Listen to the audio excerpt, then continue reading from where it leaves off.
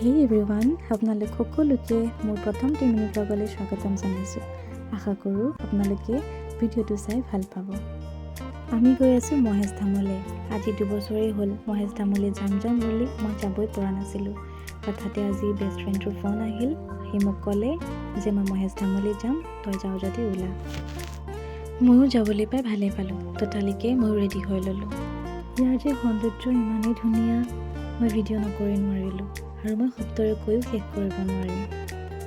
কিন্তু মন্দিৰটো আছিল একেবাৰে পাহাৰৰ ওপৰত। সেই ষ্টেপবোৰ পাৰ হৈ যাওঁতে ভাগৰেই লাগি গৈছিল। কিন্তু ইমান দিনৰ সপোনটো যে মোৰ পূৰ হ'বলৈ গৈ আছিল, সেইকাৰণে ভাগৰ নবুলি ময়ো আগবাঢ়ি গৈ থাকিলোঁ। গৈ প্ৰথমে চাকি জ্বলালোঁ আৰু সেৱা কৰিলোঁ। এই যে ইমান ডাঙৰ ডাঙৰ শিলবোৰ দেখিছেনে? এই শিলবোৰত মা পাৰ্বতী আৰু শিৱ বাবাৰ আৰু গণেশ বাবাৰ ছবি ধুনীয়াকৈ অঁকা হৈ আছে। ইয়াৰ সৌন্দৰ্যবোৰ সঁচাই বহুত ধুনীয়া আছিল। আৰু ইয়াত বান্দৰৰ উৎপাত অকণমান পিছে বেছি।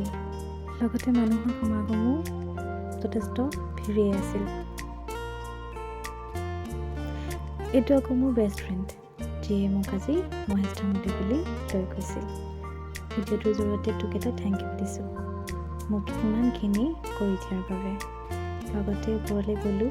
শিৱ বাবা আৰু মা দুৰ্গাৰ মূৰ্তি আছিল, তাতো গৈ আমি সেৱা কৰিলোঁ। সেৱা কৰি গৈ আমি শিলৰ চেপে গৈ একেবাৰে ওপৰলৈ বুলি বাট ল'লোঁ। তাতো যথেষ্ট মানুহৰ ভিৰেই আছিল। ভয়ে শিলৰ চেপে আমি আগবাঢ়ি গৈ থাকিলোঁ। ভয়ে আগবাঢ়ি আহি আমি এই প্ৰকাণ্ড শিলবোৰৰ ওপৰত থিয় হ'লোহি।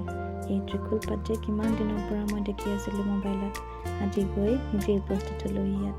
সঁচাই বহুত ভাল অনুভৱ। ইমান ধুনীয়া সৌন্দৰ্য, ইমান ধুনীয়া পৰিৱেশ, ক'বলৈ মোৰ ভাষা নাইকিয়া। লগতে থেংক ইউ ছ' মাছ দীপ, মোক আজি ইয়ালৈ লৈ যোৱাৰ বাবে।